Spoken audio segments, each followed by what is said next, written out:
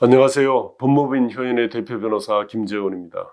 이번 시간에는 부동산 사기 수법 중에 다단계식 사기 수법의 원조를 할 수 있는 폰지 사기에 대해서 알아보겠습니다. 1920년대에 미국 플로리다에서는 개발 붐이 한창이었습니다. 그때 찰스 폰지라는 사람이 유령 회사를 차려서 투자자를 모으기 시작했습니다. 당시 그곳은 비정상적인 개발 붐이 일어나서 엄청난 사람과 돈이 모여들었죠. 폰지는 이 개발 붐을 악용해서 허황된 주택 투자 사업 및 높은 수익률 보장을 내세워서 많은 투자자들을 끌어모았습니다. 당시에 은행도 이 분위기에 동조해서 택지값이 10%면 있으면 건축비를 빌려줬고 불과 몇 주 사이에 땅값이 2배로 뛰는 분위기도 이제 조성이 됐죠. 자, 새로운 투자자한테 돈을 이렇게 받아가지고 앞선 투자자에게 높은 이익을 이렇게 보상해주는 이 폰지의 이런 묘한 사기 수법은 한동안 큰 성공을 거두었습니다. 높은 수익에 대한 소문으로 투자는 끝없이 늘어났고 1925년 한 해 동안에 폰지가 모은 돈은 무려 10억 달러나 된다고 합니다. 그러나 폰지가 실제 한 일이라고는 외지에서 건자재, 건축자재를 사다가 기차역에서 이제 하역하도록 한 게 전부였다고 합니다. 주택사업을 하는 신용을 한 거죠. 폰지는 3년간이나 이런 사기를 이어갔습니다. 배당금은 갈수록 눈덩이처럼 불어나는데 들어오는 돈의 속도는 점점 떨어지니까 결국 들어오는 돈이 없게 되면 나갈 돈을 메꿀 수가 없습니다. 결국 사기극이 들통나고 말았죠. 그가 사기죄로 체포됐을 때 통장에는 모은 돈의 14% 정도밖에 없었고 결국 폰지는 감옥에서 무일푼으로 이제 죽었습니다. 자, 이런 폰지 사기란 지금도 매스컴에 항상 이런 유의 사기를 얘기할 때는 등장을 하는데 허황한 고수익률을 제시하면서 투자자들을 끌어들여서 뒤에 들어오는 투자자의 원금으로 앞 사람의 이익을 챙겨주다가 끝내는 그런 사기 수법이죠. 결국 부동산 사기에서 이렇게 출발한 셈입니다. 자, 부동산 사기는 아니지만 월가의 거물이었던 버나드 메이도프라는 사람의 폰지 사기 수법에 대해서 소개해드리겠습니다.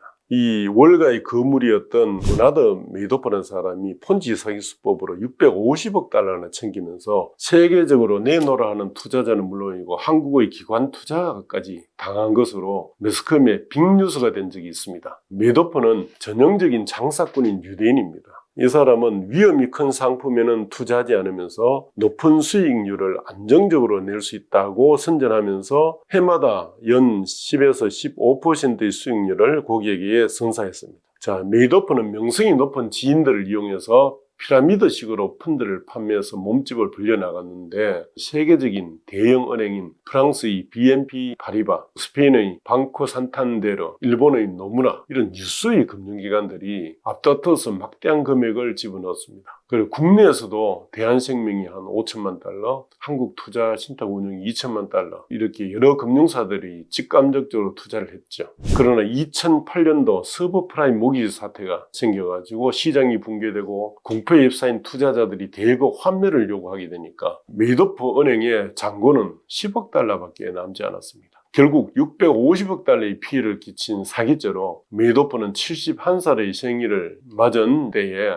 법정 최고인 150년을 선고받고 수감생을 하게 되었습니다. 그러다가 2년 전인 2021년 4월 달에 교도소에서 이제 생을 마쳤다고 합니다. 그 외에 국내에서도 아프리카 건강개발 투자나 의료기 투자, 부동산 투자 같은 다양한 품목의 다단계식 폰지 사기 수법이 여전히 횡행하고 있습니다.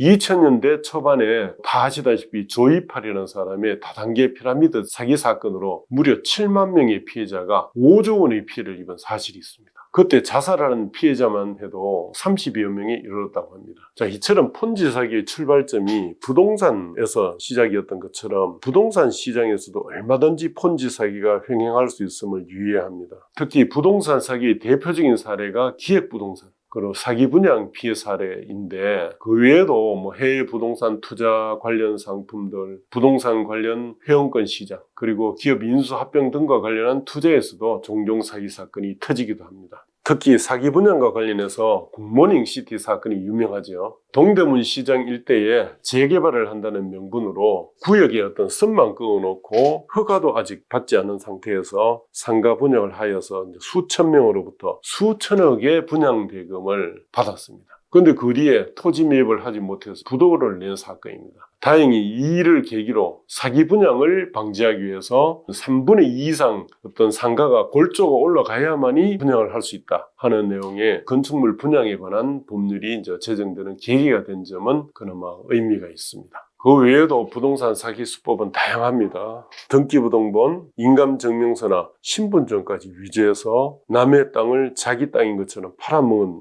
일도 있고요. 또 세입자가 주인인 양 자기가 임대해서 보증금을 빼먹는 그런 세상입니다. 자, 요즘은 원룸 사기 사건도 많이 발생하고 있죠. 이미 모두 전세를 놨으면서도 뒤의 세입자에게는 앞선 세입자가 모두 월세라고 이제 어떤 속이는 방법으로 결국 모두 전세를 놓은 후에 이걸 경매로 넘겨서 그에게 전세금을 가로채는 사기 수법입니다. 자, 이런 세상일수록 정신을 바짝 차려야 되겠죠. 세상에 공짜는 없는 법입니다. 큰 수익을 제시하는 투자는 거의 100% 사기라고 보고 가까운 사람이든 누구든 큰 수익을 제시하는 투자를 권유를 하더라도 절대 넘어가서는 안 된다는 점 꼭 유의해야 합니다. 자, 성경에도 이런 말씀이 있습니다. 항상 근신하고 깨어 있으라. 사탄 마귀가 우는 사자처럼 두루다니면서 삼킬 자를 찾나니, 이런 말씀이 있습니다. 우리가 항상 조심하고 깨어있지 않으면 사탄 마귀 같은 사기꾼들의 밥이 되고 말 것임을 명심해야 되겠죠. 감사합니다.